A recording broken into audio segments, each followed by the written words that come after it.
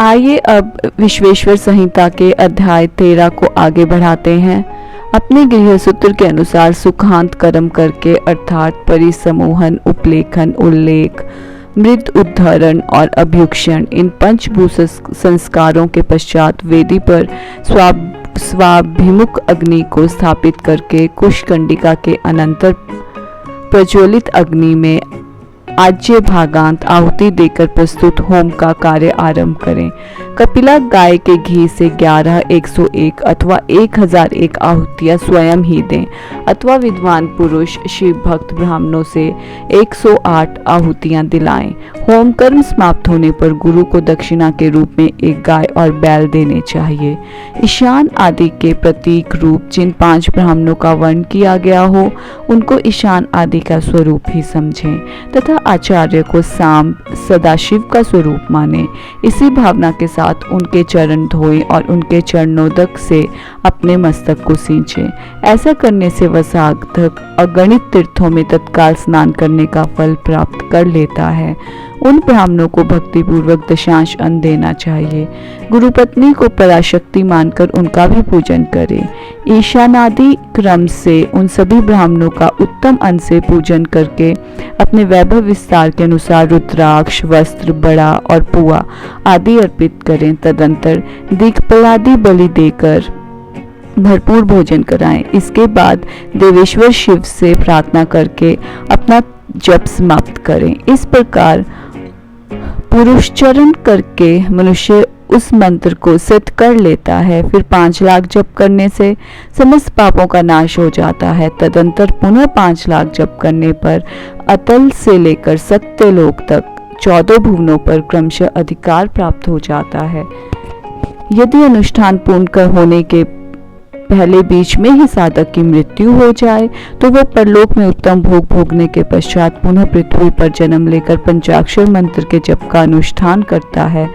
समस्त लोगों का ऐश्वर्य पाने के पश्चात वह मंत्र को सिद्ध करने वाले पुरुष यदि पुनः 5 लाख जप करे तो उसे ब्रह्मा जी का सामीप्य प्राप्त होता है। पुनः 5 लाख जप करने से सारूप्य नामक ऐश्वर्य प्राप्त होता है। 100 लाख जप करने से वह साक्षात ब्रह्मा के समान हो जाता है।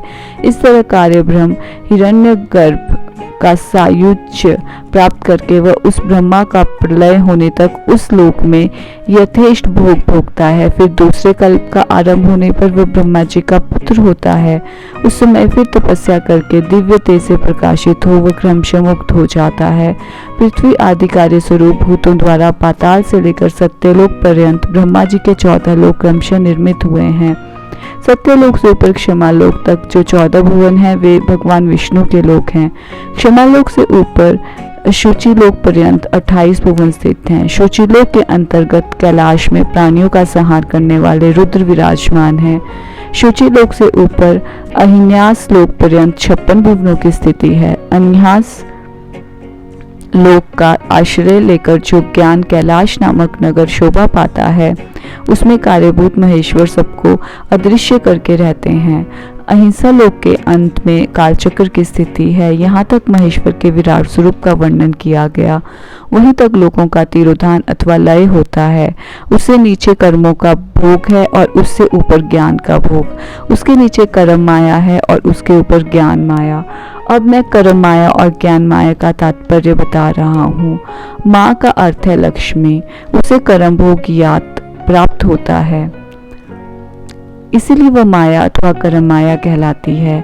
इसी तरह माँ अर्थात लक्ष्मी से ज्ञान भोग यात अर्थात प्राप्त होता है, इसीलिए उसे माया या ज्ञान माया कहा गया है। उपयुक्त सीमा से नीचे ही नश्वर भोग है और ऊपर नित्य भोग। उसे नीचे ही तिरोधान अथवा लय है, ऊपर नहीं। वहां से नीचे ही कर्ममय पाशों द्वारा बंधन होता है, ऊपर बंधन का सदा अभाव है। उससे नीचे ही जीव सकाम कर्मों का अनुसरण करते हुए विभिन्न लोकों और योनियों में चक्कर काटते हैं। उससे ऊपर के लोकों में निष्काम कर्म का ही भोग बताया गया है। बिंदु पूजा में तत्पर रहने वाले उपासक वहां से नीचे के लोकों में ही घूमते हैं। उसके ऊपर तो निष्काम भाव से शिवलिंग की पूजा करने वाले उपासक ही जाते हैं। जो एकमात्र शिव की ही उपासना में तत्पर हैं, वे उससे ऊपर के लोकों में जाते हैं। वहां से नीचे जीव कोटि है और ऊपर ईश्वर कोटि। नीचे संसारी जीव रहते हैं और ऊपर मुक्त पुरुष। नीचे कर्म लोक है और ऊपर ज्ञान लोक। ऊपर मद और अहंकार का नाश करने वाली नम्रता है। वहाँ जन्म जनित तिरोधान नहीं है। उसका निवारण के बिना वहाँ किसी का प्रवेश संभव नहीं है। इस प्रकार तिरोधान का निवारण करने से वहाँ ज्ञान शब्द का अर्थ ही प्रकाशित होता है। आदि भौतिक पूजा करने वाले लोग उससे नीचे के लोकों में ही चक्कर काटते हैं। जो आध्यात्मिक उपासना करने वाले हैं, वे ही उससे ऊपर को जाते हैं। जो सत्य, अहिंसा आदि धर्मों से मुक्त हो भगवान शिव के पूजन में तत्पर रहते हैं, वे काल चक्र को पार कर जाते हैं। काल चक्रेश्वर की सीमा तक जो विराट महेश्वर लोक बताया गया है, उससे ऊपर वृषभ के आकार में धर्म की स्थिति है। वह ब्रह्मचर्य का मूर्तिमान रूप है। उसके सत्य, शौच, अहिंसा और दया ये 4 पाद हैं। वह साक्षात शिवलोक के द्वार पर खड़ा है। क्षमा उसके सींग है, शम कान है। वह वेद ध्वनि रूपी शब्द से विभूषित है। आस्तिकता उसके दोनों नेत्र हैं। विश्वास ही उसकी श्रेष्ठ बुद्धि एवं मन है। क्रिया आदि धर्म रूपी जो वृषभ हैं, वे कारण आदि में स्थित हैं, ऐसा जानना चाहिए। उस क्रिया रूप वृषभाकार धर्म पर कालातीत शिव आरूढ़ होते हैं। ब्रह्मा, विष्णु और महेश्वर की जो अपनी अपनी आयु है, उसी को दिन कहते हैं। जहाँ धर्म रूपी वृषभ की स्थिति है, उसी पर न दिन है न रात्रि। वहाँ जन्म मरण आदि भी नहीं है। वहाँ फिर से कारण स्वरूप ब्रह्मा के कारण सत्य लोक पर्यंत 14 लोक स्थित हैं, जो 5 भौतिक गंध आदि से परे हैं। उनकी सनातन स्थिति है। सूक्ष्म गंध ही उनका स्वरूप है। उनसे ऊपर फिर कारण रूप विष्णु के 14 लोक स्थित हैं। उनसे भी ऊपर फिर कारण रूपी रुद्र के 28 लोकों की स्थिति मानी गई है। फिर उनसे भी ऊपर कारणे शिव के 56 लोक विद्यमान है। तदंतर शिव सम्मत ब्रह्मचर्य लोक है और वहीं 5 आवरणों से युक्त ज्ञानमय कैलाश है, जहाँ 5 मंडलों, 5 ब्रह्म कलाओं और आदि शक्ति से संयुक्त आदिलिंग प्रतिष्ठित हैं। उसे परमात्मा शिव का शिवालय कहा गया है। वहीं पराशक्ति से युक्त परमेश्वर शिव निवास करते हैं। वे सृष्टि, पालन, संहार, तिरोभाव और अनुग्रह इन 5 कृत्यों में प्रवीण हैं। उनका श्री विग्रह सच्चिदानंद स्वरूप है। वे सदा ध्यान रूपी धर्म में ही स्थित रहते हैं और सदा सब पर अनुग्रह किया करते हैं। वे स्वात्मा राम हैं और समाधि रूप आसन पर आसीन हो नित्य विराजमान होते हैं। कर्म एवं ध्यान आदि का अनुष्ठान करने से क्रमशः साधन पथ में आगे बढ़ने पर उनका दर्शन साध्य है। नित्य नैमित्तिक उनके द्वारा शिव ज्ञान सिद्ध करे। जिन्होंने शिव तत्व का साक्षात्कार कर लिया है अथवा जिन पर शिव की कृपा दृष्टि पड़ चुकी है, वे सब मुक्त ही हैं, इसमें संशय नहीं है। आत्म स्वरूप से जो स्थिति है वही मुक्ति है। एकमात्र अपने आत्मा में रमण या आनंद का अनुभव करना ही मुक्ति का स्वरूप है। जो पुरुष क्रिया, तप, जप, ज्ञान और ध्यान रूपी श्रमों में भली भांति स्थित है, वह शिव का साक्षात्कार करके स्वात्मा राम स्वरूप मोक्ष को भी प्राप्त कर लेता है। जैसे सूर्यदेव अपनी किरणों से अशुद्धि को दूर कर देते हैं, उसी प्रकार कृपा करने में कुशल भगवान शिव अपने भक्त के अज्ञान को मिटा देते हैं। अज्ञान की निवृत्ति हो जाने पर शिव ज्ञान स्वतः प्रकट हो जाता है। शिव ज्ञान से अपना विशुद्ध स्वरूप आत्मा राम तत्व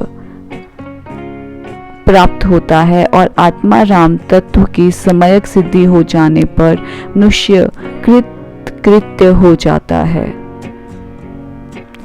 इस तरह यहाँ जो कुछ बताया गया है वह पहले मुझे गुरु परंपरा से प्राप्त हुआ था, पश्चात मैंने पुनः नंदीश्वर के मुख से इस विषय को सुना था।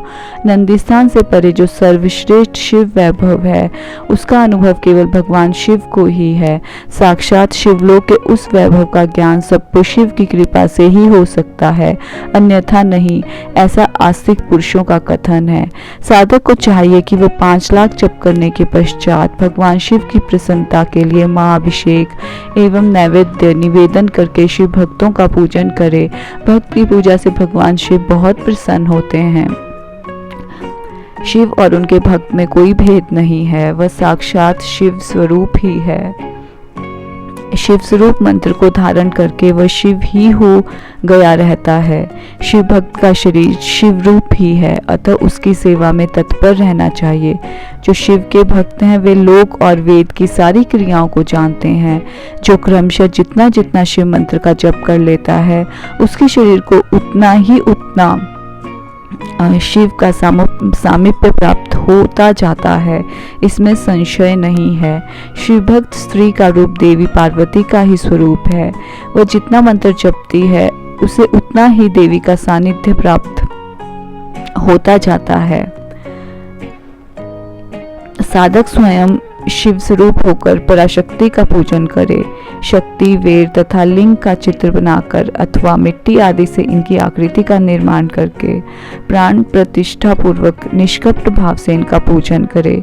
शिवलिंग को शिव मानकर, अपने को शक्ति रूप समझकर, शक्तिलिंग को देवी मानकर और अपने को शिव रूप समझकर शिवलिंग को नाद रूप तथा शक्ति को बिंदु रूप मानकर परस्पर सटे हुए शिव शक्तिलिंग और शिवलिंग के प्रति उप प्रधान और प्रधान की भावना रखते हुए जो शिव और शक्ति का पूजन करता है, वह मूल रूप की भावना करने के कारण शिव रूप ही है। शिव भक्त शिव मंत्र रूप होने के कारण शिव के ही स्वरूप है।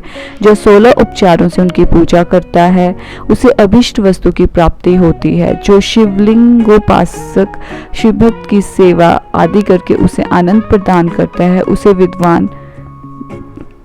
विद्वान पर भगवान शिव बड़े प्रसन्न होते हैं। 5, 10 या 100 सप्तनिक शिव भक्तों को बुलाकर भोजन आदि के द्वारा पत्नी सहित उनका सदैव समादर करें। धन में, देह में और मंत्र में शिव भावना रखते हुए उन्हें शिव और शक्ति का स्वरूप जानकर निष्कपट भाव से उनकी पूजा करें। ऐसा करने वाला पुरुष इस भूतल पर फिर जन्म नहीं लेता। इसी के साथ विश्वेश्वर संहिता का अध्याय 13 समाप्त होता है। मिलते हैं नए अध्याय के साथ। तब तक ओम नमः शिवाय, शिव जी सदा सहाय। ओम नमः शिवाय, गुरु जी सदा सहाय। जय शिव शंभो, जय भोलेनाथ।